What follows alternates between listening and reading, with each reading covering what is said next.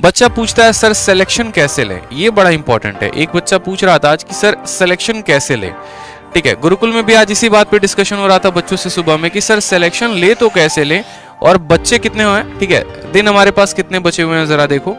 तो मैं अगर मोटा मोटी हिसाब लगाऊं तो फरवरी, मार्च और अप्रैल में पेपर है, यानी अगर मानो हमारे पास 90 दिन है तो इस 90 दिन में सिलेक्शन कैसे लिया जाए। सबसे महत्वपूर्ण बात कि 90 दिन में सिलेक्शन कैसे लिया जाए, ठीक है, दिख रहा है ना, 90 डेज में सिलेक्शन कैसे ले। और ये आ जाता है लाइफ में अभी सबसे बड़ा क्वेश्चन मार्क, क्योंकि जैसे आप सीजीएल दोगे, सीजीएल चलेगा कम से कम 15-20 दिन, और 15-20 दिन के बाद जो है आपको सीजीएल के नोटिफिकेशन के तुरंत बाद, पेपर के तुरंत बाद जो है आपका सीएचएसएल का पेपर आ जाएगा, ठीक है। रीजन क्या होता है दोस्त कि आप लोग हमेशा एक बात को जिया करो, अपने जिंदगी में डाल लिया करो कि आप बन रहे हो, सिंपल सा बात है, इंस्पेक्टर। आप यहाँ पर चपरासी नहीं बन रहे, आप सीजीएल से इंस्पेक्टर बन रहे हो। और अगर आप इंस्पेक्टर बन रहे हो ना, तो आपको मेहनत भी उस तरीके का करना पड़ेगा इन 90 दिनों में। आपको मेहनत भी उस तरीके का करना पड़ेगा, आपको मैथ्स में भी उतने ही एफर्ट डालने पड़ेंगे, इंग्लिश में ही उतने ही एफर्ट डालना पड़ेगा, रीजनिंग में ही उतने ही एफर्ट डालने पड़ेंगे, जीएस में भी उतने ही। आप क्या सोचोगे कि सर एक काम करो ना, बताइए ना सर कोई छोटा सा वीडियो जिससे ज्योमेट्री कंप्लीट हो जाए। सर जीके का हम क्विज लगा रहे हैं, घटना चक्र लगा रहे हैं, स्पीडी लगा रहे हैं, कुछ सवाल सही होते हैं, कुछ सवाल गलत होते हैं, सर सिलेक्शन तो हो जाएगा ना। आप मेरे भाई, मेरे दोस्त, मेरे प्यारे भाई, आप सिंपल बता दो, अगर मैं इतना करूं तो क्या मेरा सिलेक्शन हो जाएगा क्या? अगर मैं ही इतना करूं तो क्या मैं इंस्पेक्टर बन जाऊंगा?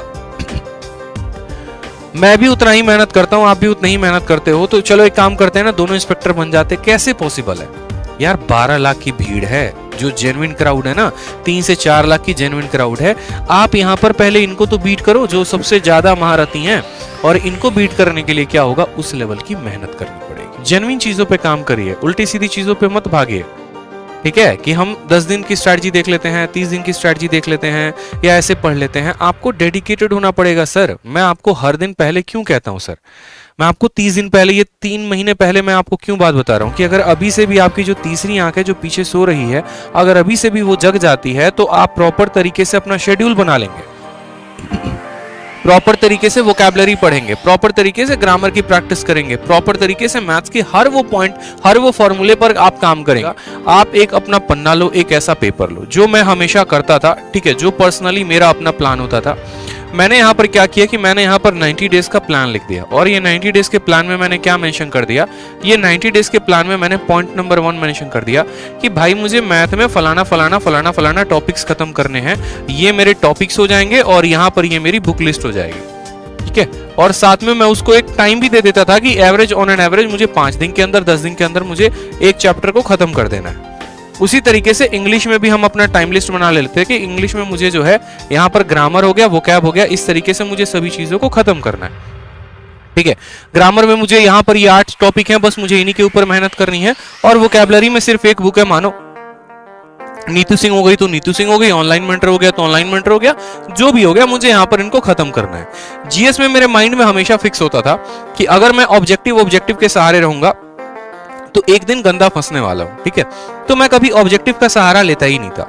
हमेशा मेरे मन में ये होता था कि एक काम करो, सबसे पहले जीएस के लिए तुम सब्जेक्टिव पढ़ लो, सब्जेक्टिव एक बार गो थ्रू हो जाओ। कहां से हो जाओ? तो लूसेंट सबसे बढ़िया किताब है, वहां से हो जाओ। कोई और किताब है तो तुम वहां से हो जाओ सब्जेक्टिव, और उसके बाद वहां पर बैठ के तब ऑब्जेक्टिव लगा लो, यानी सब्जेक्टिव और ऑब्जेक्टिव।